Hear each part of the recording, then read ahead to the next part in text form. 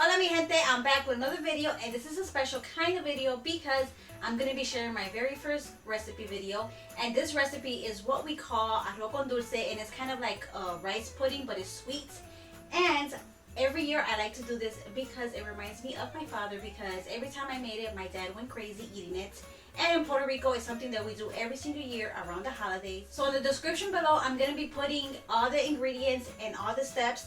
I'm going to try my best because as I made this every single year, I used to do it de ojo, and the same way I was taught by my mom. She did it de ojo, which is with your eyes. So I'm gonna do it as much as I can, step by step. So I hope you guys enjoy, and let me know what you guys think. And if this is something that you like, don't forget to like and subscribe to my channel, and please give these videos a thumbs up because it'll truly help my channel grow. And don't forget to hit the bell button so you can be notified every time I load up a video. So let's get to it. So here are some of the ingredients you're gonna need. It's gonna be some ground cinnamon, some cloves, some cinnamon sticks, crema de coco, which is cream of coconut, and I usually use 2 of these cans, some brown sugar, some salt, some white sugar. I use pearl rice because it's the smallest grains, but if they don't have this kind of rice, you can also use medium rice. And then some fresh ginger and some raisins. Now, before you put all this together, you have to put the rice the night before in water to just soak up so the grains of rice can get soft.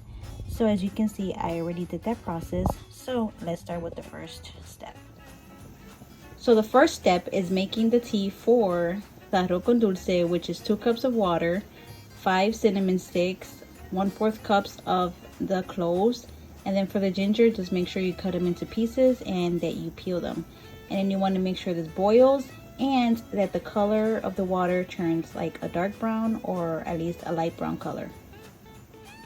So the next step is, before putting the rice in the pot, we rinsed it out and added it into the pot, which is 2 cups of the rice and then 4 cups of water. And then we're adding 1/2 spoon of salt to the water, 1/2 teaspoon of salt to the water, and then we're just going to shake it until the rice starts getting soft, and then we can start adding the other ingredients. So then once you're done boiling, we're just going to strain out the ingredients.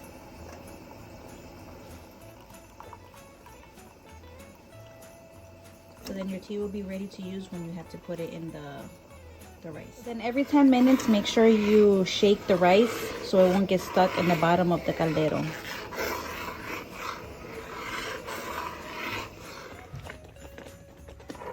So once you see that it's soft, because you can see it right away, you're going to start with your can of crema de coco. And you're just going to put the whole thing in there and just shake it.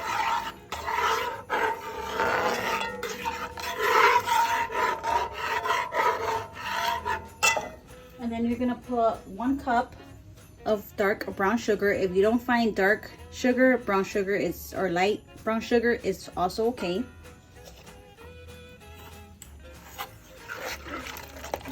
And just start shaking it.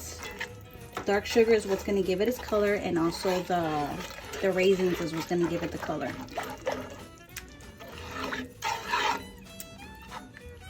And also the tea that I'm about to put. So then we're going to put 1/2 cup of the tea that we did.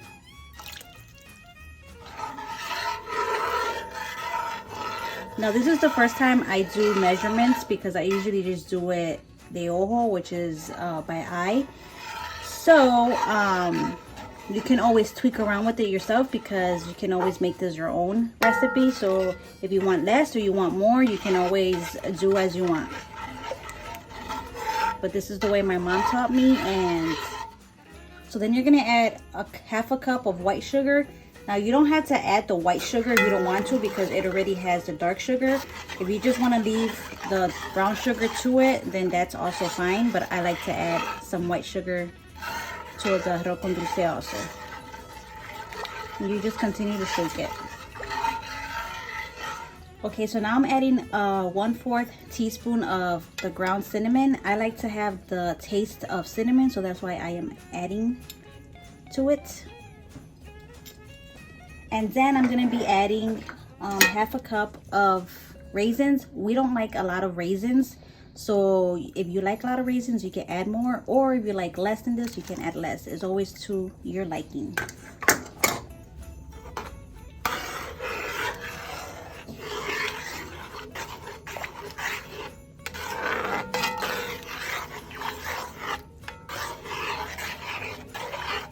And this smells amazing. I wish you guys can smell the deliciousness that's coming out of this pot.